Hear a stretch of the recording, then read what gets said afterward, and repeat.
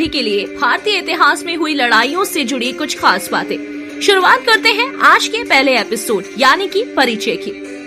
भारतीय इतिहास में समय समय पर कई युद्ध हुए हैं। इन युद्धों के द्वारा भारत की राजनीति ने ना जाने कितनी ही बार एक अलग ही दिशा प्राप्त की। भारतीय रियासतों में आपस में ही कई इतिहास प्रसिद्ध युद्ध लड़े गए।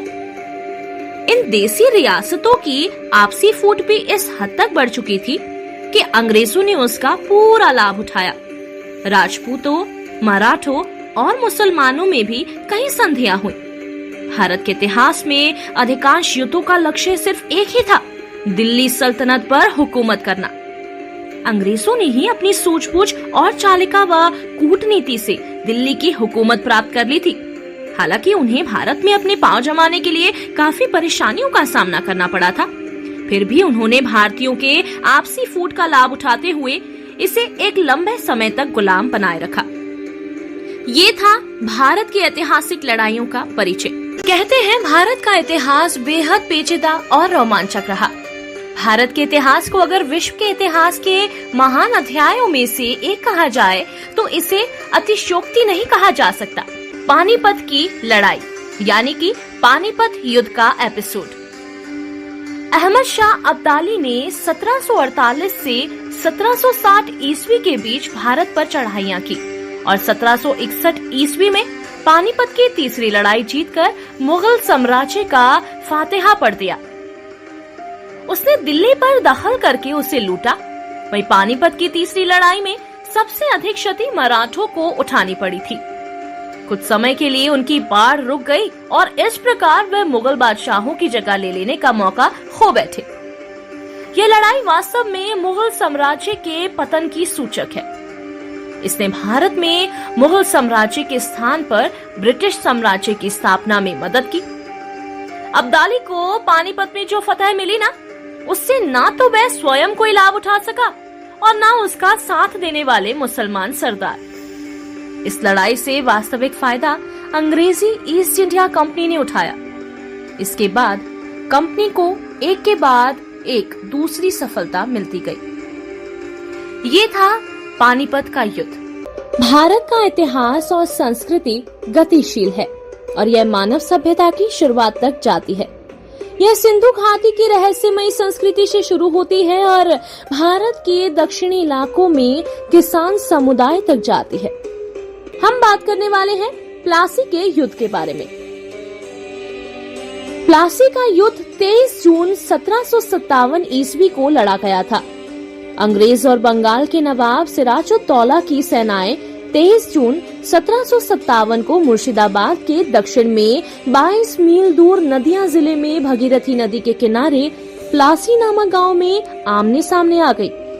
सिराजुद्दौला की सेना में जहां एक और मीर मदान मोहनलाल जैसे देशभक्त थे, वहीं दूसरी ओर मीर जाफर जैसे कुत्सित विचारों वाले धोखेबाज भी शामिल थे।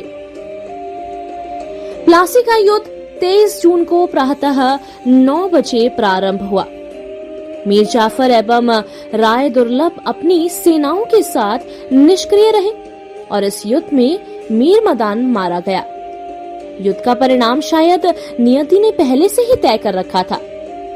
वहीं दूसरी ओर रॉबर्ट क्लाइव बिना युद्ध किए ही विजयी हो गया। फलस्वरूप मीर जाफर को बंगाल का नवाब बनाया गया और के.एम. पणिकर के अनुसार यह एक सौदा हुआ था जिसमें बंगाल के धनी सेठों तथा मीर जाफर ने नवाब को अंग्रेजों के हाथों बेच डाला था। ये थी प्लासी के युद्ध की कहानी। वहीं अगर बात करें मैसूर के युद्ध की तो साल 1761 ईस्वी में हैदर अली ने मैसूर में हिंदू शासक के ऊपर नियंत्रण स्थापित कर लिया। निरक्षर होने के बाद भी हैदर अली की सैनिक एवं राजनीतिक योग्यता अद्वितीय हुआ करती थी। उसके फ्रांसीसियों से कुछ अच्छे संबंध भी थे। हैदर अली की योग्यता, कूटनीतिक सूझबूझ एवं सैनिक कुशलता से मराठे, निजाम एवं अंग्रेज ईर्ष्या किया करते थे। हैदर अली ने अंग्रेजों से भी सहयोग मांगा था, लेकिन अंग्रेज इसके लिए तैयार नहीं हुए क्योंकि इससे उनकी राजनीतिक महत्वाकांक्षा पूरी न हो पाती। भारत में अंग्रेजों और मैसूर के शासकों के बीच 4 सैन्य मुठभेड़ हुई थी। वहीं अंग्रेजों और हैदर अली तथा उसके पुत्र टीपू सुल्तान के बीच समय समय पर युद्ध होते रहे।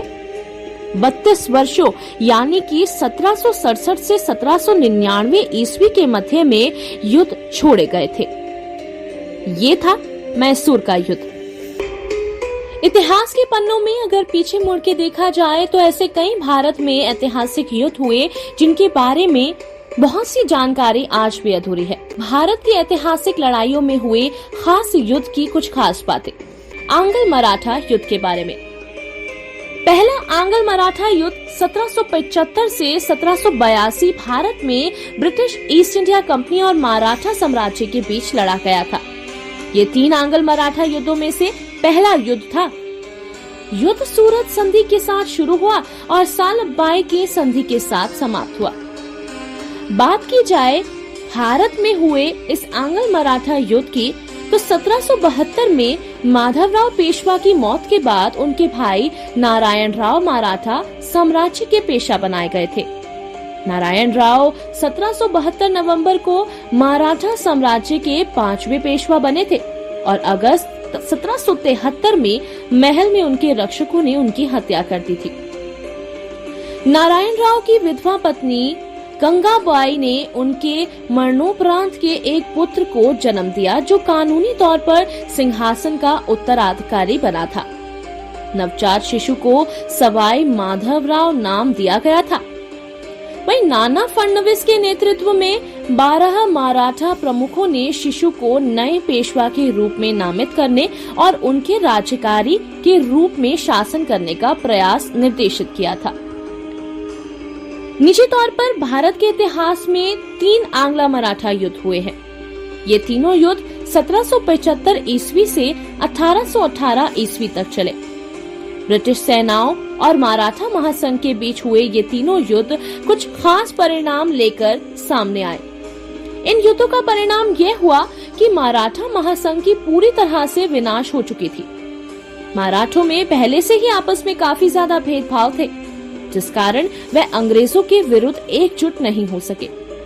जहां रघुनाथ राव ने ईस्ट इंडिया कंपनी से मित्रता करके पेशवा बनने का सपना देखा और अंग्रेजों के साथ सूरत की संधि की, वहीं कायर बाजीराव द्वितीय ने बसीन भागकर अंग्रेजों के साथ बसीन की संधि की और मराठों की स्वतंत्रता को बेच डाला। पहला युद्ध, जैसा कि मैंने बताया, 1775 से 1782 ईस्वी में रघुनाथ राव द्वारा महासंघ के पेशवा यानी कि मुख्यमंत्री के दावे को लेकर ब्रिटिश समर्थन से प्रारंभ हुआ तो जनवरी 1769 ईस्वी में बड़गांव में अंग्रेज पराजित हो गए, लेकिन उन्होंने मराठों के साथ सालबाई की संधि मई 1782 ईस्वी होने तक युद्ध को जारी रखा।